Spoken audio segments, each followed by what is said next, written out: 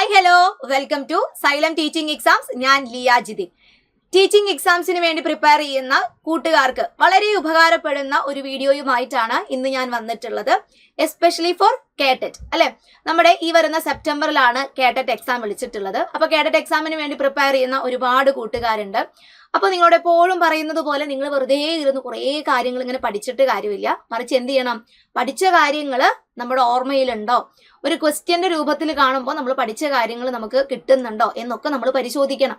അപ്പോൾ ഓരോ വീഡിയോയും നിങ്ങൾ കാണുമ്പോൾ എന്ത് ചെയ്യുക? അവിടെ നിങ്ങളുടെ പഠനം ശരിയായ രീതിയിൽ നടന്നിട്ടുണ്ടോ എന്നുകൂടെ നിങ്ങൾ പരിശോധിക്കുക. അപ്പൊ അത്തരത്തിലുള്ള കൂട്ടുകാർക്ക് വേണ്ടി ഉള്ള ഒരു വീഡിയോയാണിത്. നമുക്കറിയാം ഇപ്പൊ ഏകദേശം നമ്മുടെ എക്സാമിനോട് നമ്മൾ വളരെ അടുത്താണ് അല്ലെ. അപ്പോൾ ഇനിയുള്ള ഒരു 2-3 ആഴ്ച എന്ന് പറയുന്നത് കൃത്യമായിട്ട് റിവിഷൻ ചെയ്യാനുള്ള സമയമാണ്. അപ്പോൾ ഒറ്റയ്ക്ക് പഠിക്കുന്ന കൂട്ടുകാരുണ്ടായിരിക്കും, അതുപോലെ തന്നെ നമ്മുടെ കൂടെ പഠിക്കുന്ന ടീം സൈലത്തിന്റെ കൂടെ പഠിക്കുന്ന ഒരുപാട് കൂട്ടുകാരുണ്ട്. അപ്പോൾ അവരൊക്കെ ഏകദേശം ഒരു റിവിഷൻ സ്റ്റേജിൽ എത്തിയിട്ടുണ്ട്. അപ്പോൾ നിങ്ങൾക്ക് ഒറ്റയ്ക്ക് റിവിഷൻ ചെയ്യാനായിട്ട് പറ്റുന്നില്ല, അതല്ലെങ്കിൽ ക്വസ്റ്റ്യൻസ് കാണുമ്പോൾ ശരി ഉത്തരത്തിലേക്ക് വരാൻ പറ്റുന്നില്ല, ആകെ കൺഫ്യൂഷൻ ആണ്, ആകെ മറന്നു പോകുന്നു എന്നൊക്കെയുള്ള കൺഫ്യൂഷൻസും കാര്യങ്ങളൊക്കെ ഉണ്ടെങ്കിൽ നിങ്ങളെ എക്സാമിന് വേണ്ടി പ്രിപ്പയർ ചെയ്യാൻ വേണ്ടിയിട്ട് ടീം സൈലം ഇവിടെ റെഡിയാണ്. കേട്ടറ്റ് എക്സാമിന് വേണ്ടിയിട്ടുള്ള കോഴ്സുകൾ ടീം സൈലം പ്രൊവൈഡ് ചെയ്യുന്നുണ്ട്. കേട്ടറ്റ് കാറ്റഗറി 1-നും കാറ്റഗറി 2-നും അതുപോലെ തന്നെ നമ്മുടെ കാറ്റഗറി 3-ക്കും വേണ്ടിയിട്ടുള്ള കോഴ്സുകളാണ് നമ്മൾ പ്രൊവൈഡ് ചെയ്യുന്നത്. വളരെ കൃത്യമായിട്ടുള്ള സിസ്റ്റമാറ്റിക് ആയിട്ടുള്ള സ്റ്റഡി പ്ലാൻ നമുക്ക് ഉണ്ട്. അതിനനുസരിച്ചിട്ടുള്ള ലൈവ് ക്ലാസ്സുകളും നമ്മൾ പ്രൊവൈഡ് ചെയ്യുന്നുണ്ട്. നിങ്ങളുടെ ഡൗട്ട്സുകൾ ക്ലിയർ ചെയ്യാനായിട്ട് നിങ്ങൾക്ക് ഒരു മെന്റർ ഉണ്ടായിരിക്കും. നിങ്ങൾക്ക് ഏത് സമയത്തും നിങ്ങളുടെ മെന്ററുമായിട്ട് കമ്മ്യൂണിക്കേറ്റ് ചെയ്യാം, ഡൗട്ട്സ് ക്ലിയർ ചെയ്യാം. ലൈവ് ക്ലാസ്സിൽ നിങ്ങൾക്ക് നിങ്ങളുടെ ടീച്ചേഴ്സുമായിട്ട് തന്നെ ഡൗട്ട്സ് ക്ലിയർ ചെയ്യാനായിട്ട് പറ്റും. അപ്പോൾ ഒരു റിവിഷൻ സ്റ്റേജ് എത്തുമ്പോൾ സ്വാഭാവികമായിട്ടും നമ്മൾ അതുവരെ പഠിച്ച കാര്യങ്ങൾ ഒന്നും കൂടെ റിവിഷൻ ചെയ്യുക എന്ന് പറയുമ്പോൾ നമുക്ക് കുറേ കാര്യങ്ങൾ കയ്യിൽ നിന്ന് പോയിട്ടുണ്ടാവും, കുറേ കാര്യങ്ങൾ നമ്മുടെ കയ്യിലുണ്ടാവും. അപ്പോൾ ആ ഒരു ബുദ്ധിമുട്ടുകളൊക്കെ മാറ്റി വളരെ കൃത്യമായിട്ട് വളരെ ക്ലാരിറ്റിയോട് കൂടിയിട്ട് നമുക്ക് പഠിച്ച കാര്യങ്ങൾ ഓർത്തെടുക്കാനായിട്ട് ടീം സൈലം നിങ്ങളെ പ്രിപ്പയർ ചെയ്യിക്കും. അപ്പോൾ നമ്മുടെ കോഴ്സിനെ പറ്റിയിട്ടുള്ള കൂടുതൽ ഡീറ്റെയിൽസും കാര്യങ്ങളൊക്കെ അറിയാൻ വേണ്ടിയിട്ട് സ്ക്രീനിൽ കാണുന്ന നമ്പറിൽ കോൺടാക്ട് ചെയ്യാം. അപ്പോൾ നമുക്ക് നേരെ എന്ത് ചെയ്യാം? നമ്മുടെ സൈക്കോളജിയിലെ ക്വസ്റ്റ്യൻസ് നോക്കാം. ഞാൻ എപ്പോഴും നിങ്ങളോട് പറയുന്നതാണ്, സൈക്കോളജിയും അതുപോലെ തന്നെ പെഡഗോജിയും അത്രയും ഇമ്പോർട്ടൻ്റ് ആയിട്ടുള്ള ഏരിയാസ് ആണ്. ടീച്ചിങ് എക്സാംസ് ഏത് തന്നെയാണെങ്കിലും, ഇപ്പോൾ LP UP ആണെങ്കിലും HSI ആണെങ്കിലും അതല്ലെങ്കിൽ നമ്മുടെ കേട്ടറ്റ് എക്സാം ആണെങ്കിലും എല്ലാത്തിനും നമുക്ക് സൈക്കോളജിയും പെഡഗോജിയും ആവശ്യമാണ്. അപ്പോൾ സൈക്കോളജിയിൽ കുറച്ച് ചോദ്യങ്ങളുമായിട്ടാണ് ഇന്ന് ഞാൻ വന്നിട്ടുള്ളത്.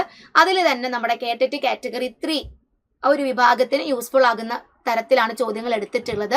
അപ്പൊ നമുക്ക് ക്വസ്റ്റ്യൻസ് നോക്കാം, അതുമായി ബന്ധപ്പെട്ട് വരുന്ന ഫാക്ട്സും കൂടെ നമുക്ക് നോക്കി പോവാം. ഓക്കെ, അപ്പൊ നമ്മുടെ ആദ്യത്തെ ചോദ്യം, A discussion in A class on gender roles should assert that. എന്താ പറഞ്ഞത്? A discussion in A class on gender roles should assert that. Class റൂമിൽ നമ്മൾ എന്താ ചെയ്യുന്നത്? ജെൻഡർ റോൾസിനെ പറ്റിയിട്ടുള്ള ഒരു ഡിസ്കഷൻ നടത്തുകയാണെങ്കിൽ അത് ഏത് രീതിയിലാണ് നടത്തേണ്ടത്, അതല്ലെങ്കിൽ ആ ഒരു ഡിസ്കഷനിൽ എന്ത് കാര്യമാണ് നമ്മൾ ഉറപ്പാക്കേണ്ടത്? Okay, first option, education is more important for boys as they earn livelihood four family. B, gender issues should be addressed prudently and meaningfully. C, only men can excel when it comes to earning money. D, women's household work is of little importance. അപ്പൊ ഇതിലെ ഏത് കാര്യമാണ് നമ്മൾ gender റോൾസിനെ പറ്റിയിട്ടുള്ള ഒരു discussion ക്ലാസ്സിൽ നടത്തുമ്പോൾ ഉറപ്പാക്കേണ്ടത്? ഏതാണ്? ബോയ്സിനാണ് കൂടുതൽ എഡ്യൂക്കേഷൻ കിട്ടേണ്ടത്. കാരണം എന്താണ്? അവരാണ് വീടിന് വേണ്ടി മണി ഏൺ ചെയ്യുന്നവർ. അതാണ് ഫസ്റ്റ് ഓപ്ഷൻ. സെക്കൻഡ് ഓപ്ഷൻ എന്താണ്? വളരെ കൃത്യമായിട്ട് മീനിങ് ആയിട്ട് എന്ത് ചെയ്യണം? ജെൻഡർ ഇഷ്യൂസിനെ പറ്റിയാണ് ഡിസ്കസ് ചെയ്യേണ്ടത്. സി പറയുന്നത് only men can excel when it comes to earning money. നമ്മൾ ആ ഓപ്ഷൻ എ പറഞ്ഞ അതേ ഒരു മീനിങ് തന്നെയാണ് ഓപ്ഷൻ സിക്കും വരുന്നത്. ഇനി ഡി എന്താണ്? Women's house hold work is of little importance. Women's അവരുടെ വീട്ടിൽ ചെയ്യുന്ന ജോലികൾക്ക് ലെസ് ഇമ്പോർട്ടൻസ് കൊടുത്താൽ മതി. ഇതിൽ ഏത് കാര്യമാണ് ജെൻഡർ റോൾസിനെ പറ്റിയിട്ടുള്ള ഒരു ഡിസ്കഷൻ നടത്തുമ്പോൾ നമ്മൾ ക്ലാസ്സിൽ ഉറപ്പാക്കേണ്ടത്? ഏത് കാര്യത്തിനാണ്, ഏത് സ്റ്റേറ്റ്മെന്റാണ് നമ്മൾ കൂടുതൽ ഇമ്പോർട്ടൻസ് കൊടുക്കേണ്ടത്? ഏതാണ് ആൻസർ വരുന്നത്? ഓപ്ഷൻ ബി ആണ് അല്ലെ. Gender issues should be addressed prudently and മീനിങ്ഫുള്ളി. നമ്മൾ നമ്മുടെ ക്ലാസ് റൂമിൽ ജെൻഡർ റോൾസിനെ പറ്റിയിട്ടൊരു ഡിസ്കഷൻസ് നടത്തുമ്പോൾ അത് ഉറപ്പായിട്ടും അഡ്രസ് ചെയ്യേണ്ടത് എന്താണ്? ജെൻഡർ ഇഷ്യൂസിനെ പറ്റിയിട്ടാണ്. വളരെ മീനിങ് ഫുൾ ആയിട്ടും വളരെ പ്രുഡന്റ്ലിയും നമ്മൾ അഡ്രസ് ചെയ്യേണ്ട ഇഷ്യൂ എന്ന് പറയുന്നത് ജെൻഡർ റിലേറ്റഡ് ഇഷ്യൂസ് ആണ്. അല്ലാതെ ആൺകുട്ടികൾക്ക് കൂടുതൽ വിദ്യാഭ്യാസം കൊടുക്കണം, പെൺകുട്ടികൾ വീട്ടിൽ ജോലി ചെയ്യുന്നുണ്ടെങ്കിൽ അതിൽ ലെസ് ഇമ്പോർട്ടൻസ് കൊടുത്താൽ മതി, അങ്ങനെയുള്ള കാര്യങ്ങൾക്കല്ല നമ്മൾ ഇമ്പോർട്ടൻസ് കൊടുക്കേണ്ടത്. ഓക്കെ, അപ്പോൾ ഫസ്റ്റ് ക്വസ്റ്റ്യന്റെ ആൻസർ വരുന്നത് ഓപ്ഷൻ ബി ആണ്. ഓക്കെ, നമ്മുടെ second question, the word compulsory in the Right of Children to Free and Compulsory Education Act 2009 means. ഒരിക്കൽ കൂടെ ഞാൻ ചോദ്യം വായിക്കാം. The word compulsory in the Right of Children to Free and Compulsory Education Act 2009 means. 2009 വന്നിട്ടുള്ള free and compulsory educational റൈറ്റില് compulsory എന്ന് പറഞ്ഞാൽ എന്താണ് മീൻ ചെയ്യുന്നത്? ഓക്കെ, കമ്പൽസറി എഡ്യൂക്കേഷൻ ആണ്, ഫ്രീ ആൻഡ് കമ്പൽസറി എഡ്യൂക്കേഷൻ ആണ് കുട്ടികൾക്ക് കൊടുക്കുന്നത്. അപ്പൊ ഇതിലെ കമ്പൽസറി എന്ന് പറയുന്ന ഒരു ടേം കൊണ്ട് എന്താണ് മീൻ ചെയ്യുന്നത്? Option A, parents are compulsorily forced to send their children to schools to avoid punitive action. B, compulsory education will be imparted through continuous testing. C, the central government will ensure admission, attendance and completion of elementary education. D, appropriate governments will ensure admission, attendance and completion of elementary education. ഇതിൽ ഏത് statement ആണ് compulsory എന്നുള്ള ഒരു ടേമിന്റെ meaning ആയിട്ട് വരുന്നത്? Free and compulsory education right അല്ലെ, free and compulsory education ആണ് കുട്ടികൾക്ക് കൊടുക്കുന്നത്. അതിലെ കമ്പൽസറി എന്ന് പറയുന്നത് എന്താണ്? പാരന്റ്സ് വളരെ നിർബന്ധപൂർവ്വം കുട്ടികളെ സ്കൂളിലേക്ക് അയക്കണം, ഇല്ലെങ്കിൽ എന്താണ് അവർക്ക് പ്യൂണിറ്റീവ് അല്ലെങ്കിൽ പണിഷ്മെന്റ്സ് കിട്ടും. അതാണോ കമ്പൽസറി കൊണ്ട് അർത്ഥമാക്കുന്നത്? അതല്ലെങ്കിൽ ബി എന്താണ്? Compulsory education will be imparted through continuous testing. Continuous ആയിട്ട് കുട്ടികളെ ടെസ്റ്റ് ചെയ്യുന്നത് വഴിയാണോ കമ്പൽസറി എഡ്യൂക്കേഷൻ പ്രൊവൈഡ് ചെയ്യേണ്ടത്? സി എന്താണ്? സെൻട്രൽ ഗവൺമെന്റ് ആണ് എന്ത് ചെയ്യേണ്ടത്? കുട്ടികളുടെ അഡ്മിഷൻ, അറ്റൻഡൻസ്, അതുപോലെ തന്നെ അവർ എലമെന്ററി എഡ്യൂക്കേഷൻ കംപ്ലീറ്റ് ചെയ്യുന്നുണ്ടോ എന്ന് ചെക്ക് ചെയ്യേണ്ടത്. ഡി എന്താണ്?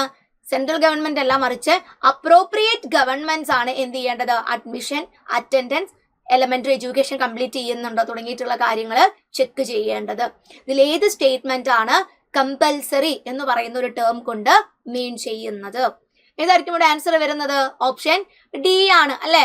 സെൻട്രൽ ഗവൺമെന്റ് അല്ല എന്ത് ചെയ്യേണ്ടത്? കുട്ടികള് അഡ്മിഷൻ എടുക്കുന്നുണ്ടോ, അവർ കൃത്യമായിട്ട് ക്ലാസ് റൂമിൽ എത്തുന്നുണ്ടോ, അതുപോലെ തന്നെ എലമെന്ററി എഡ്യൂക്കേഷൻ കംപ്ലീറ്റ് ചെയ്യുന്നുണ്ടോ എന്ന് ചെക്ക് ചെയ്യേണ്ടത് സെൻട്രൽ ഗവൺമെന്റ് അല്ല, മറിച്ച് ആരാണ്? അപ്രോപ്രിയേറ്റ് ഗവൺമെന്റ്സ് ആണ്. അപ്രോപ്രിയേറ്റ് ഗവൺമെന്റ്സ് ആണ് എന്ത് ചെയ്യേണ്ടത്? കുട്ടികൾ 6 വയസ്സ് മുതൽ 14 വയസ്സ് വരെയുള്ള കുട്ടികൾ കൃത്യമായിട്ട് സ്കൂളിൽ എത്തുന്നുണ്ടോ, അവരെ എലമെന്ററി എഡ്യൂക്കേഷൻ കംപ്ലീറ്റ് ചെയ്യുന്നുണ്ടോ തുടങ്ങിയിട്ടുള്ള കാര്യങ്ങൾ ചെക്ക് ചെയ്യേണ്ടത് ആരുടെ ഉത്തരവാദിത്വമാണ്? അപ്രോപ്രിയേറ്റ് ആയിട്ടുള്ള ഗവൺമെന്റ്സിന്റെ റെസ്പോൺസിബിലിറ്റി ആണ്. അപ്പൊ ആ ഒരു രീതിയിൽ നോക്കുമ്പോൾ നമുക്ക് രണ്ടാമത്തെ ക്വസ്റ്റ്യൻ ആൻസർ വരുന്നത് ഏതാണ്? ഓപ്ഷൻ ഡി ആണ്. Okay, third question, ADHD can be properly diagnosed by using. ADHD can be properly diagnosed by using. എങ്ങനെയാണ് നമുക്ക് കുട്ടികളിലെ ADHD വളരെ കൃത്യമായ രീതിയിൽ നിർണയിക്കാൻ സാധിക്കുന്നത്, ഡയഗ്നോസ് ചെയ്യാൻ സാധിക്കുന്നത്? ഇതിലെ ഏത് മെത്തേഡ് ഉപയോഗിച്ചാണ്? Interview method, sociometry, behaviour rating scales, experimental method. ഇതിൽ ഏത് മെത്തേഡ് ഉപയോഗിച്ചാൽ നമുക്ക് കുട്ടികളിലെ ADHD കണ്ടുപിടിക്കാം? എന്താണ് ഈ ADHD എന്ന് പറയുന്നത്? ADHD ചില സമയത്ത് നമ്മുടെ എക്സാമിന് ചോദിക്കാറുള്ളത് ADHDയുടെ ഫുൾ ഫോം ആണ്. അപ്പൊ ADHD എന്ന് പറഞ്ഞു കഴിഞ്ഞാൽ എന്താണ്? Attention deficit hyper activity disorder. Attention deficit hyper active disorder. എന്താണ് ഈ ADHDയുടെ പ്രത്യേകത? അതായത് അവർക്ക് ഒന്നിലും എന്ത് ചെയ്യാൻ പറ്റുന്നില്ല, അറ്റൻഷൻ കൊടുക്കാൻ പറ്റാത്ത ഒരവസ്ഥ. ഒരു 5 മിനിറ്റിൽ കൂടുതൽ ചിലപ്പോൾ എന്ത് ചെയ്യാൻ പറ്റുന്നുണ്ടാവില്ല, ആ ഇരിക്കുന്ന അതേ പൊസിഷൻ തുടരാനായിട്ട് അവർക്ക് പറ്റുന്നുണ്ടാവില്ല, അല്ലെങ്കിൽ എന്തെങ്കിലും ഒന്നിൽ ശ്രദ്ധിക്കാൻ പറ്റുന്നുണ്ടാവില്ല, പഠിക്കാൻ പറ്റുന്നുണ്ടാവില്ല. ഏത് നേരവും എന്തെങ്കിലുമൊക്കെ ചെയ്തുകൊണ്ടിരിക്കുന്ന കുട്ടികളെ നമ്മൾ കണ്ടിട്ടുണ്ട് അല്ലെ, ഭയങ്കര വൈബ്രന്റ് ആയിട്ട് ക്ലാസ്സിൽ അങ്ങോട്ടേക്കും ഇങ്ങോട്ടേക്കും ഓടി നടക്കുന്ന കൂട്ടുകാർ. അപ്പൊ അത്തരത്തിലുള്ള കുട്ടികൾക്കാണ് നമ്മൾ പൊതുവെ പറയുന്നത് ADHD എന്നുള്ളത്. ഒന്നിലും ശ്രദ്ധിക്കാൻ പറ്റാത്ത ഒരവസ്ഥ. ഏതെങ്കിലും ഒരു പ്രോബ്ലം ചെയ്യാൻ കൊടുത്തു കഴിഞ്ഞാൽ അത് കംപ്ലീറ്റ് ചെയ്യുന്നതിനു മുന്നേ കുറച്ച് നേരം ആകുമ്പോഴത്തേക്ക് അവരെന്ത് ചെയ്യും, അവര് വേറെ എന്തെങ്കിലും കാര്യങ്ങളിൽ ഇന്ററാക്ട് ചെയ്തിട്ടുണ്ടോ, അല്ലെങ്കിൽ വേറെ ഏതെങ്കിലും കാര്യങ്ങളിൽ അവര് പോയിട്ടുണ്ടാവും. അപ്പൊ ഇതാണ് ADHD. അപ്പൊ ഈ ഒരു ഡിസോർഡർ എങ്ങനെയാണ് നമുക്ക് ഡയഗ്നോസ് ചെയ്യാൻ സാധിക്കുന്നത്? കുട്ടികളെ ഇന്റർവ്യൂ ചെയ്യുമ്പോഴാണോ, സോഷ്യോമെട്രി മെത്തേഡ് ഉപയോഗിക്കുമ്പോഴാണോ, ബിഹേവിയർ റേറ്റിംഗ് കൊടുക്കുമ്പോഴാണോ, അല്ലെങ്കിൽ എക്സ്പെരിമെന്റൽ മെത്തേഡ് വഴിയാണോ? ഏതാണ് അപ്രോപ്രിയേറ്റ് ആയിട്ടുള്ള മെത്തേഡ് എന്ന് പറയുന്നത്? ഏതാണ്? ഓപ്ഷൻ സി ആണ്, ബിഹേവിയർ റേറ്റിംഗ് സ്കിൽ. ജസ്റ്റ് ഒരു ഇന്റർവ്യൂ ചെയ്യുന്നത് കൊണ്ടോ അതല്ലെങ്കിൽ ഒരു എക്സ്പെരിമെന്റൽ മെത്തേഡ് വെച്ചോ നമുക്ക് വളരെ കൃത്യമായിട്ട് എന്ത് ചെയ്യാൻ പറ്റില്ല, കുട്ടികളിലെ ADHD നമുക്ക് ഡയഗ്നോസ് ചെയ്യാൻ സാധിക്കില്ല. അപ്പോൾ നമുക്ക് ചെയ്യാൻ പറ്റുന്ന കാര്യം എന്താണ്? അവരുടെ ബിഹേവിയറൽ ചേഞ്ചസിന് നമുക്ക് റേറ്റിംഗ് കൊടുക്കാം അല്ലെ. അവര് പഠിക്കുന്നുണ്ടോ, എത്ര സമയം ഇരുന്ന് പഠിക്കുന്നുണ്ട്, അവർക്ക് ദേഷ്യം വരുമ്പോൾ അത് എത്രത്തോളം അല്ലെ, എത്രത്തോളം എന്നുള്ള രീതിയിൽ നമുക്ക് മാർക്ക് ചെയ്തു പോവാം. അപ്പൊ ഏറ്റവും ഒടുവിൽ ആ കുട്ടിയുടെ ഡാറ്റ വെച്ചിട്ട് നമുക്ക് ആ കുട്ടിക്ക് ADHD ഉണ്ടോ ഇല്ലയോ എന്ന് ഡയഗ്നോസ് ചെയ്യാൻ പറ്റും. ജസ്റ്റ് എന്ത് ചെയ്താൽ മാത്രം പോരാ, ഇന്റർവ്യൂ നടത്തിയാൽ മാത്രം പോരാ, അല്ലെങ്കിൽ അവിടെ എന്ത് ചെയ്താൽ മാത്രം പോരാ, നമുക്കൊരു ഒബ്സർവേഷൻ മെത്തേഡും യൂസ് ചെയ്തിട്ട് കാര്യമില്ല. മറിച്ച് എന്ത് ചെയ്യണം, കുട്ടികളെ ഒബ്സർവ് ചെയ്തിട്ടുള്ള ബിഹേവിയർ അതിൽ എത്രത്തോളം ചേഞ്ച് വരുന്നുണ്ട് അല്ലെ, സാധാരണ കുട്ടികളിൽ നിന്നും എത്രത്തോളം ബിഹേവിയറൽ ചേഞ്ചസ് ഈ കുട്ടിക്ക് വരുന്നുണ്ട് എന്നുള്ളത് റേറ്റിംഗ് കൊടുക്കണം. അപ്പോഴാണ് അവിടെ എന്ത് വരുന്നത്, പ്രോപ്പർ ആയിട്ട് നമുക്ക് കുട്ടികളിലെ ADHD ഡയഗ്നോസ് ചെയ്യാൻ സാധിക്കുന്നത്. ഓക്കെ, അപ്പോൾ തേർഡ് ക്വസ്റ്റ്യന്റെ ആൻസർ വരുന്നത് ഓപ്ഷൻ സി ആണ്. ബിഹേവിയർ റേറ്റിംഗ് സ്കിൽസ് ഉപയോഗിച്ചാണ് നമുക്ക് കുട്ടികളുടെ ADHD, attention deficit hyper active disorder, അത് ഡയഗ്നോസ് ചെയ്യാനായിട്ട് സാധിക്കുന്നത്. Fourth question, select the correct expansion for RCI Act passed by Indian Parliament. Select the correct expansion for RCI Act passed by Indian Parliament. Indian Parliament പാസ്സാക്കിയിട്ടുള്ള RCI ആക്ടിന്റെ correct expansion എന്താണ്? Indian parliament പാസ്സാക്കിയിട്ടുള്ള RCI ആക്ടിന്റെ correct expansion ഏതാണ്? Rehabilitation commission of India, Rehabilitation Center for Individuals, Rehabilitation Council for Intellectuals, Rehabilitation Council of India. ഇതിലേതാണ് RCI ആക്ടിന്റെ correct expansion ആയിട്ട് വരുന്നത്? Correct expansion of RCI act ഏതാണ്? Option D ആണ് അല്ലെ, rehabilitation council of India act. അതാണ് RCI ആക്ടിന്റെ ശരിയായിട്ടുള്ള എക്സ്പാൻഷൻ. അപ്പോൾ നമുക്കറിയാം ഡിസേബിൾഡ് ആയിട്ടുള്ള ആളുകളുടെ റീഹാബിലിറ്റേഷനുമായിട്ട് റിലേറ്റ് ചെയ്ത് വന്നിട്ടുള്ള ഒരു ആക്ടാണ് RCI ആക്ട് എന്ന് പറയുന്നത്. ഇത് വരുന്നത് 1992 1992 ഡിസേബിൾഡ് ആയിട്ടുള്ള അല്ലെങ്കിൽ ഡിഫറൻ്റ്ലി ഏബിൾഡ് ആയിട്ടുള്ള കുട്ടികളെ എന്ത് ചെയ്യുന്നു, ക്വാളിഫൈഡ് ആയിട്ടുള്ള ആളുകളുടെ അടുത്തേക്ക് നമ്മൾ റീഹാബിലിറ്റേഷൻസ് നടത്തുന്നു. അവരുടെ സ്കിൽ ഡെവലപ്പ് ചെയ്യാനായിട്ടുള്ള മെഷർമെന്റ്സ് എടുക്കുന്നു. ഇനി അതിനോടൊപ്പം തന്നെ ഡിസ്ക്വാളിഫൈഡ് ആയിട്ടുള്ള ഏതെങ്കിലും ആളുകൾ ഇത്തരത്തിലുള്ള കുട്ടികളുടെ റീഹാബിലിറ്റേഷൻ നടത്തുന്നുണ്ടെങ്കിൽ അതിനെതിരെ ആക്ഷൻസ് എടുക്കാനും ഈ ആക്ടില് പറയുന്നുണ്ട്. ഓക്കെ, അപ്പോൾ ഡിഫറൻ്റ്ലി ഏബിൾഡ് ആയിട്ടുള്ള കുട്ടികളുടെ റീഹാബിലിറ്റേഷൻ പ്രോപ്പർ ആയിട്ട് നടത്തുക, അതാണ് RCI ആക്ടിന്റെ മെയിൻ ആയിട്ടുള്ള എയിം എന്ന് പറയുന്നത്. ഈ ഒരു ആക്ട് നിലവിൽ വരുന്നത് 1992 rehabilitation council of India act 1992. Next question, Musa is having excellent ability in reasoning and finding logical relationships. This ability can be termed as. Moosa എന്ന് പറയുന്ന ഒരാളുടെ കുറച്ച് കാര്യങ്ങളാണ് പറഞ്ഞിട്ടുള്ളത് അല്ലെ. മൂസയ്ക്ക് എന്തിനുള്ള എബിലിറ്റി ഉണ്ടെന്നാണ് പറയുന്നത്? Reasoning and finding logical relationships. മൂസയ്ക്ക് വളരെ കൃത്യമായിട്ട് റീസണിങ് നടത്താനും അതുപോലെ തന്നെ ഫാക്ട്സുകൾ, അതുപോലെ തന്നെ കാര്യങ്ങൾ, കോൺസെപ്റ്റുകൾ തമ്മിലുള്ള ലോജിക്കൽ റിലേഷൻഷിപ്പ് ഒക്കെ ഫൈൻഡ് ഔട്ട് ചെയ്യാനായിട്ട് മൂസയ്ക്ക് വളരെയധികം എബിലിറ്റീസ് ഉണ്ട്. അപ്പോൾ this ability can be termed as. ഈ എബിലിറ്റീനെ എന്താണ് പറയുന്നത്? Transitivity, consistency, conservation, seriation. Logical reasoning നടത്തുക, ലോജിക്കൽ റിലേഷൻഷിപ്സ് ഫൈൻഡ് ഔട്ട് ചെയ്യുക. ഇതൊക്കെ അല്ലെങ്കിൽ ഇത്തരത്തിലുള്ള എബിലിറ്റീസിനെ പറയുന്ന പേര് എന്താണ്? ട്രാൻസിറ്റിവിറ്റി എന്നാണോ, കൺസിസ്റ്റൻസി ആണോ, കൺസർവേഷൻ ആണോ, സീരിയേഷൻ ആണോ? ഇവിടെ ഏതാണ് ആൻസർ വരുന്നത്? ഓപ്ഷൻ എ ആണ്, ട്രാൻസിറ്റിവിറ്റി. ഒരു പ്രോബ്ലം വന്നു കഴിഞ്ഞാൽ എന്തുകൊണ്ടാണ് അവിടെ അങ്ങനെ ഒരു പ്രോബ്ലം വന്നത്, അതിന്റെ റീസൺസ് എന്തൊക്കെയായിരിക്കും, ആ റീസൺസ് ഫൈൻഡ് ഔട്ട് ചെയ്ത് കഴിഞ്ഞാൽ നെക്സ്റ്റ് എന്ത് ചെയ്യാൻ പറ്റുകയാണ്? ആ പ്രോബ്ലം നമുക്ക് ഡിഫൈൻ ചെയ്യാൻ പറ്റും അല്ലെ? പ്രോബ്ലം ഡിഫൈൻ ചെയ്ത് കഴിഞ്ഞാൽ നെക്സ്റ്റ് സ്റ്റെപ്പ് എന്താണ്? ഹൈപ്പോത്തിസിസ് മേക്ക് ചെയ്യാൻ പറ്റും. അപ്പൊ ആ കാരണങ്ങൾ തമ്മിലുള്ള ഒരു ലോജിക്കൽ റിലേഷൻഷിപ്പ് എന്താണ്? ഇന്ന കാരണം കൊണ്ടാണോ ഇതുപോലെ സംഭവിച്ചത്? അങ്ങനെയാണെങ്കിൽ ഇന്ന രീതിയിൽ കൂടെ പോയി കഴിഞ്ഞാൽ ഈ പ്രോബ്ലം സോൾവ് ചെയ്യാൻ പറ്റും. അപ്പൊ ഇത്തരത്തില് ലോജിക്കൽ റീസണിങ് നടത്താൻ പറ്റുന്ന ആളുകളിലുള്ള എബിലിറ്റിനെയാണ് നമ്മൾ ട്രാൻസിറ്റിവിറ്റി എന്ന് പറയുന്നത്. ഓക്കെ, ട്രാൻസിറ്റിവിറ്റി എന്ന് പറയുന്ന എബിലിറ്റിയാണ് ആർക്കുള്ളത്? മൂസയ്ക്ക് ഉള്ളത്.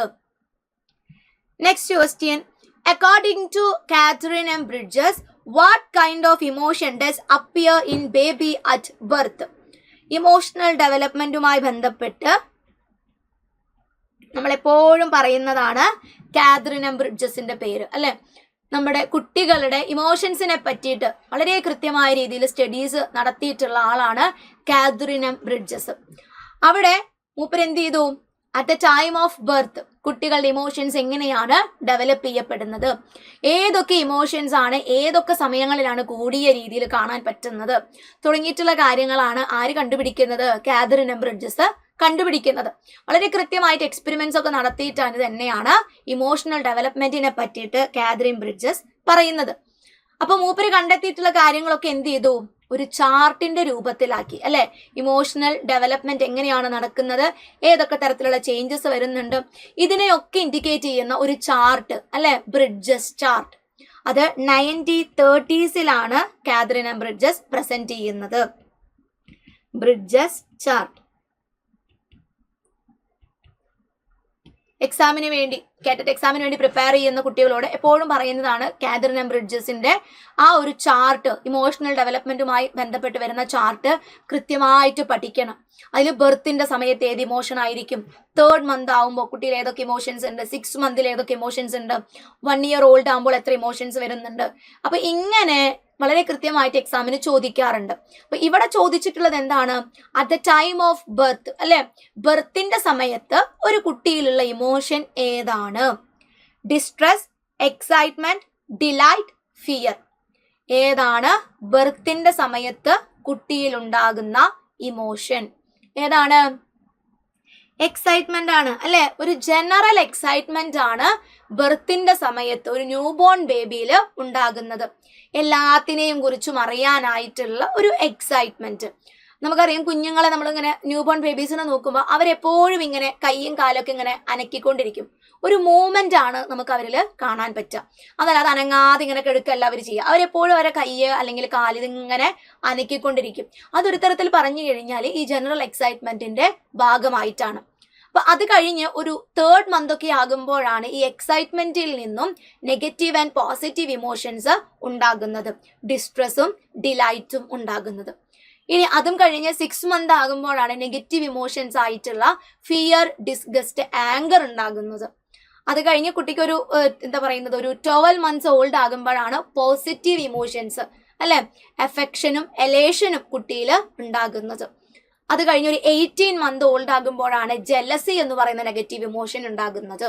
അപ്പോൾ സാധാരണഗതിയിൽ ജെലസി ഇമോഷനെ പറ്റിയിട്ട് വളരെ കൃത്യമായിട്ട് ചോദിക്കാറുണ്ട്. കുട്ടിക്ക് ഒരു 1.5 വയസ്സ് പ്രായമാകുമ്പോഴാണ് ജെലസി എന്ന് പറയുന്ന ഒരു ഇമോഷൻ കുട്ടികളിൽ കൂടുതലായിട്ട് നമ്മൾ കാണുന്നത്. ഇപ്പൊ അമ്മമാര് വേറെ ഏതെങ്കിലും കുട്ടികൾ എടുത്തു കഴിഞ്ഞാൽ ഈ 1.5 വയസ്സുകാരൻ അല്ലെങ്കിൽ 1.5 വയസ്സുകാരി വന്നിട്ട് അമ്മേന്റെ അടുത്ത് നിന്നിട്ട് എന്ത് പറയും? ആ കുട്ടീനെ ഇറക്കിക്കോ, എന്നെ എടുത്തോ എന്നുള്ള രീതിയിലേക്ക് പറയും. അതാണ് കുട്ടികളുടെ അസൂയ എന്ന് പറയുന്ന ഒരു വികാരത്തിന്റെ ആദ്യത്തെ ലക്ഷണമായിട്ട് കാണുന്നത്. ഓക്കെ, പിന്നീട് ഒരു 2 വയസ്സൊക്കെ ആകുമ്പോൾ പോസിറ്റീവ് ഇമോഷൻ ആയിട്ടുള്ള ജോയ് എന്ന് പറയുന്ന ഒരു ഇമോഷൻ, അതാണ് കുട്ടികളിൽ കൂടുതലായിട്ടും കാണുന്നത്. അപ്പൊ ആദ്യം ഉണ്ടാകുന്ന ഇമോഷൻസ് അവിടെ നിൽക്കുന്നുണ്ട്. കൂടുതലായിട്ട് ഉണ്ടാകുന്ന ഇമോഷൻ ഏതാണ് എന്നുള്ള രീതിയിലാണ് ബ്രിഡ്ജസ് ചാർട്ട് പ്രിപ്പയർ ചെയ്തിട്ടുള്ളത്. ആ ബ്രിഡ്ജസ് ചാർട്ടിൽ നിന്നും പല രീതിയിൽ ചോദ്യങ്ങൾ വരാറുണ്ട്. ആ ചാർട്ട് വളരെ കൃത്യമായിട്ട് നിങ്ങളും പഠിക്കുക. ഇനി അടുത്ത question, which of the following is not a learning problem with dysgraphia? Which of the following is not a learning problem with dysgraphia? Dysgraphia എന്ന് പറയുന്ന ലേണിംഗ് പ്രോബ്ലവുമായി അസോസിയേറ്റ് ചെയ്യാത്ത അല്ലെങ്കിൽ കണക്ട് ചെയ്യാൻ പറ്റാത്ത പ്രോബ്ലം ഇവിടെ തന്നിട്ടുള്ളതിലെ ഏതാണ്? കണ്ടോ, നോട്ട് എന്നാ പറഞ്ഞിട്ടുള്ളത്. Not a learning problem with dysgraphia.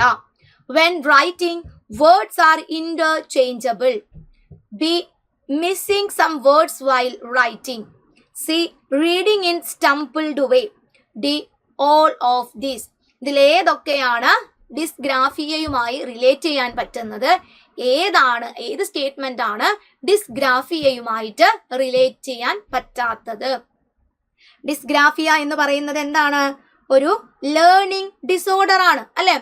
അപ്പൊ നമുക്കറിയാം റീഡിങ്, റൈറ്റിംഗ്, അതുപോലെ തന്നെ കാൽക്കുലേഷനുമായി റിലേറ്റ് ചെയ്ത് വരുന്നത്, അതല്ലെങ്കിൽ ആക്ടിവിറ്റീസ് ചെയ്യുന്നതുമായി ബന്ധപ്പെട്ട് വരുന്ന ഡിസോർഡേഴ്സ്, ഇതിനൊക്കെയാണ് നമ്മൾ പ്രധാനമായിട്ടും ലേണിംഗ് ഡിസോർഡേഴ്സ് എന്ന് പറയുന്നത്.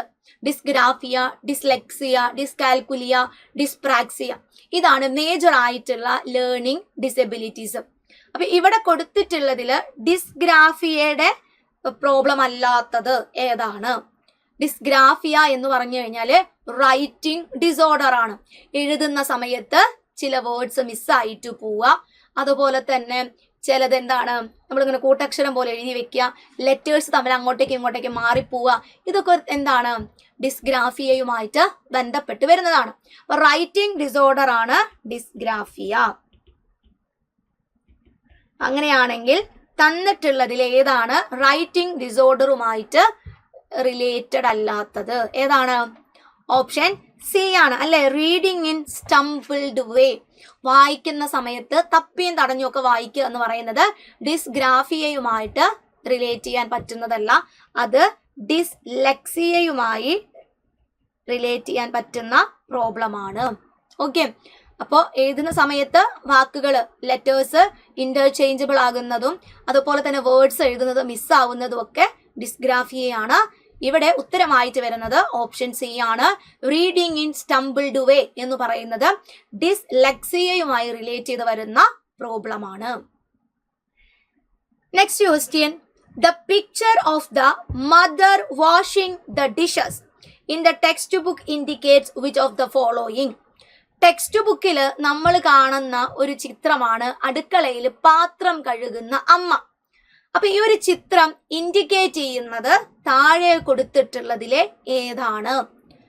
അടുക്കളയില് പാത്രം കഴുകുന്ന അമ്മയുടെ ചിത്രം. Mother washing the dishes in the text book indicates. Okay, gender stereotype ആണോ, ജെൻഡർ ഡിസ്ക്രിമിനേഷൻ ആണോ, ജെൻഡർ ബയാസ് ആണോ, ജെൻഡർ ഐഡന്റിറ്റി ആണോ? ഇവിടെ അടുക്കളയിൽ പാത്രം കഴുകുന്ന അമ്മ എന്ന് പറയുന്നത് ഏത് കോൺസെപ്റ്റുമായിട്ടാണ് നമുക്ക് റിലേറ്റ് ചെയ്യാൻ സാധിക്കുന്നത്? ഏത് കോൺസെപ്റ്റുമായിട്ടാണ് റിലേറ്റ് ചെയ്യാൻ പറ്റുന്നത് നമുക്ക്? ഏതാണ്? ജെൻഡർ സ്റ്റീരിയോടൈപ്പ് ആണ്. ജെൻഡർ എന്ന് പറയുന്ന ഒരു ടോപ്പിക്കിൽ നിന്നും നമുക്ക് ഉറപ്പായിട്ടും ഒരു ചോദ്യം വരും. അത് ചിലപ്പോൾ ജെൻഡർ സ്റ്റീരിയോടൈപ്പ് ആയിരിക്കാം, ജെൻഡർ ഡിസ്ക്രിമിനേഷൻ ആയിരിക്കാം, ജെൻഡർ ബയാസ് ആയിരിക്കാം, ജെൻഡർ ഐഡന്റിറ്റി ആയിരിക്കാം, ജെൻഡർ ഇക്വാലിറ്റി ആയിരിക്കാം. അപ്പൊ ഇങ്ങനെ പല പല കോൺസെപ്റ്റുകൾ ജെൻഡറുമായി കണക്ട് ചെയ്ത് നമുക്ക് പഠിക്കാനുണ്ട്. അപ്പൊ ഇവിടെ ജെൻഡർ സ്റ്റീരിയോടൈപ്പ് എന്ന് പറഞ്ഞു കഴിഞ്ഞാൽ എന്താണ്? സൊസൈറ്റിയുടെ ഒരു ഓവർ എക്സ്പെക്ടേഷൻ ആണ്. ഒരു ജെൻഡറിനെ പറ്റിയിട്ടുള്ള സൊസൈറ്റിയുടെ ഓവർ എക്സ്പെക്ടേഷൻസ്, അതിനെയാണ് നമ്മൾ ജെൻഡർ സ്റ്റീരിയോടൈപ്പ് എന്ന് പറയുന്നത്. അടുക്കളയിലെ ജോലികൾ ചെയ്യേണ്ടത് സ്ത്രീകളാണ്. അത് കാലാകാലങ്ങളായിട്ട് സൊസൈറ്റി അങ്ങനെയാണ് പറഞ്ഞിട്ടുള്ളത്. അപ്പൊ എന്താണ്? എല്ലാ പെൺകുട്ടികളും എന്ത് ചെയ്യണം? അടുക്കള ജോലികൾ പഠിച്ചിരിക്കണം. ആൺകുട്ടികളാണ് എന്ത് ചെയ്യേണ്ടത്? കുടുംബം നോക്കേണ്ടത്. അതെന്താണ്? അതൊരു ജെൻഡർ സ്റ്റീരിയോടൈപ്പ് ആണ്. നമ്മുടെ സൊസൈറ്റി പറഞ്ഞു വെച്ചിട്ടുള്ളതാണ്. ആണുങ്ങളാണെങ്കിൽ അവരെന്ത് ചെയ്യണം? അവരടുക്കള പണിയൊന്നും ചെയ്യണ്ട, അവരെന്ത് ചെയ്താൽ മതി? പുറത്തു പോയി ജോലിക്കൊക്കെ പോയിട്ട് വീട് നോക്കിയാൽ മതി. ഇനി സ്ത്രീകളാണെങ്കിൽ, പെൺകുട്ടികളാണെങ്കിൽ അവർ നേരത്തെ എഴുന്നേറ്റ് എന്താണ് വീട്ടിലെ ജോലികളെല്ലാം ചെയ്യണം. ആൺകുട്ടികളാണെങ്കിൽ എന്താണ്? കുറച്ച് നേരം വൈകി എഴുന്നേറ്റാൽ മതി, അവർ വീട്ടിൽ ഒരു ജോലിയും ചെയ്യണ്ട. ഇതൊക്കെ സൊസൈറ്റി പറഞ്ഞു വെച്ചിട്ടുള്ള. ആൺകുട്ടിയാണെങ്കിൽ അവരിങ്ങനെ ആകണം, പെൺകുട്ടിയാണെങ്കിൽ അവരിങ്ങനെ ആകണം. അപ്പൊ ഇത്തരത്തിലുള്ള ഓവർ എക്സ്പെക്ടേഷൻസിനെയാണ് നമ്മൾ ജെൻഡർ സ്റ്റീരിയോ ടൈപ്പ് എന്ന് പറയുന്നത്. ഇനി ജെൻഡർ ഡിസ്ക്രിമിനേഷൻ എന്ന് പറഞ്ഞു കഴിഞ്ഞാൽ സൊസൈറ്റിയുടെ മെയിൻ സ്ട്രീമിൽ നിന്നും ഒരു പ്രത്യേക ജെൻഡറിനെ എന്ത് ചെയ്യാണ്, അവോയ്ഡ് ചെയ്യുന്നതാണ് ജെൻഡർ ഡിസ്ക്രിമിനേഷൻ. സൊസൈറ്റിയുടെ മെയിൻ സ്ട്രീമിൽ നിന്നും നമ്മൾ എന്ത് ചെയ്യുന്നു, ഒരു ഗ്രൂപ്പ് ഓഫ് ആളുകളെ നമ്മൾ എന്ത് ചെയ്യുന്നു, മാറ്റി നിർത്തുന്നത്. ഉദാഹരണം നോക്കുകയാണെങ്കിൽ ക്ലാസ് റൂമിൽ പാട്ട് മത്സരം നടക്കുന്നുണ്ട്. അപ്പൊ ഈ പാട്ട് മത്സരത്തിന് വേണ്ടിയിട്ട് ടീച്ചർ എന്താ ചെയ്യുന്നത്, പെൺകുട്ടികളെ മാത്രം തിരഞ്ഞെടുക്കുന്നു. അവിടെ എന്താണ് ടീച്ചർ ചെയ്യുന്നത്, ജെൻഡർ ഡിസ്ക്രിമിനേഷൻ ആണ്. അവിടെ മെയിൽസിന് എന്ത് ചെയ്തു, കംപ്ലീറ്റ് ആയിട്ട് അവോയ്ഡ് ചെയ്യാണ് ചെയ്യുന്നത്. ഇനി ജെൻഡർ ബയാസ് എന്ന് പറഞ്ഞു കഴിഞ്ഞാൽ ഒരു പ്രത്യേക ജെൻഡറിനോട് തോന്നുന്ന ഫേവറിസം ആണ്. ചില ടീച്ചേഴ്സിന് ബോയ്സിനോട് ഒരു പ്രത്യേക ഒരു അടുപ്പുണ്ടാവും. അവരോടായിരിക്കും കൂടുതൽ എന്ത് ചെയ്യുന്നത്, തമാശകൾ പറയുന്നതും അതുപോലെ തന്നെ കാര്യങ്ങളൊക്കെ പറഞ്ഞു കൊടുക്കുന്നത്. ഗേൾസിന് എന്ത് ചെയ്യുന്നുണ്ടാവില്ല, അവിടെ ശ്രദ്ധിക്കുന്നുണ്ടാവില്ല. അതൊരു ജെൻഡർ ബയാസിന് എക്സാമ്പിൾ ആണ്. ഇത് ഫേവറിസം ആണ്, ഒരു പ്രത്യേക ജെൻഡറിനോടുള്ള ഫേവറിസം ആണ് ജെൻഡർ ബയാസ്. പക്ഷെ ജെൻഡർ ഡിസ്ക്രിമിനേഷൻ എന്ന് പറയുന്നത് എന്താണ്, ഒരു പ്രത്യേക ജെൻഡറിനെ അവോയ്ഡ് ചെയ്യുന്നതാണ്. ഇനി ജെൻഡർ ഐഡന്റിറ്റി എന്ന് പറഞ്ഞു കഴിഞ്ഞാൽ എൻ്റെ ജെൻഡർ ഐഡന്റിറ്റി അത് ഞാനാണ് തീരുമാനിക്കുന്നത്, അല്ലെ. എന്നെ ചിലപ്പോൾ കാണാനായിട്ട് ഒരു പെൺകുട്ടിയുടെ ഒരു രൂപമൊക്കെ ഉണ്ടായിരിക്കും, പക്ഷെ എൻ്റെ ഉള്ളിലുള്ള തോട്ട്സ് അത് ചിലപ്പോൾ എന്തായിരിക്കും, ഒരു മെയിലിൻ്റെതായിരിക്കും. അപ്പൊ എൻ്റെ ജെൻഡർ ഐഡന്റിറ്റി എന്താണ് എന്ന് ഡിറ്റർമൈൻ ചെയ്യുന്നത് എൻ്റെ ഫിസിക്കൽ അപ്പിയറൻസ് അല്ല, മറിച്ച് എന്തും കൂടെയാണ്, എൻ്റെ മെന്റൽ തോട്ട്സും കൂടെ അവിടെ വരുന്നുണ്ട്. അപ്പോൾ അതിന്റെ ബേസിൽ ഞാൻ എന്താണോ പറയുന്നത് അതാണ് എൻ്റെ ജെൻഡർ ഐഡന്റിറ്റി. അത് ക്രിയേറ്റ് ചെയ്യുന്നത് നമ്മൾ തന്നെയാണ്. ഓക്കെ, അപ്പൊ ജെൻഡറുമായി ബന്ധപ്പെട്ട് വരുന്ന കുറച്ച് കോൺസെപ്റ്റുകളാണ് നമ്മൾ നോക്കിയത്. ഉറപ്പായിട്ടും എന്ത് ചെയ്യും, ജെൻഡറിന്റെ ഭാഗത്ത് നിന്നും ക്വസ്റ്റ്യൻസ് വരും. അപ്പൊ അത് കൃത്യമായിട്ട് മനസ്സിലായിട്ടുണ്ടാവും എന്ന് വിചാരിക്കുന്നു. അപ്പൊ നമ്മുടെ കേട്ടറ്റ് എക്സാമിന് വേണ്ടി പ്രിപ്പയർ ചെയ്യുന്ന കൂട്ടുകാർക്ക് ഉപകാരപ്പെടുന്ന കുറച്ച് ക്വസ്റ്റ്യൻസ് തന്നെയാണ് ഇന്ന് ഞാൻ ഡിസ്കസ് ചെയ്തത്. ഇതിലെ ഏതെങ്കിലും ക്വസ്റ്റ്യൻസ് നിങ്ങൾക്ക് എന്തെങ്കിലും ഡൗട്ട്സോ കാര്യങ്ങളോ ഉണ്ടെങ്കിൽ നിങ്ങൾ എന്ത് ചെയ്താൽ മതി, കമന്റ് ആയിട്ട് കൊടുത്താൽ മതി. അതല്ല ഇതുപോലുള്ള വീഡിയോസ് ഇനിയും വേണമെന്നുണ്ടെങ്കിൽ അതും നിങ്ങൾ എന്ത് ചെയ്യുക, കമന്റ് ആയിട്ട് കൊടുക്കാം. നിങ്ങളെ പോലെ തന്നെ എക്സാമിന് വേണ്ടി പ്രിപ്പയർ ചെയ്യുന്ന കൂട്ടുകാരുണ്ടായിരിക്കും, അല്ലെ. അപ്പൊ അവരുമായിട്ട് എന്ത് ചെയ്യുക, ഈ വീഡിയോ ഒന്ന് ഷെയർ ചെയ്യുക. നമ്മൾ മാത്രം പഠിച്ചാൽ പോരല്ലോ, നമ്മുടെ കൂട്ടുകാരും നമ്മളോടൊപ്പം തന്നെ പഠിച്ച് നല്ല ഒരു ഗവൺമെന്റ് സ്കൂളിലെ അധ്യാപികയായിട്ട് മാറട്ടെ. അപ്പോൾ നമ്മൾ എന്ത് ചെയ്യുക, ഒരുമിച്ച് പഠിക്കുക, ഒരുമിച്ച് കാര്യങ്ങൾ ഷെയർ ചെയ്യുക. അപ്പൊ അടുത്തൊരു വീഡിയോയിൽ പുതിയ ചില ക്വസ്റ്റ്യൻസും ഒക്കെ ആയിട്ട് നമുക്ക് വീണ്ടും കാണാം. Thank you.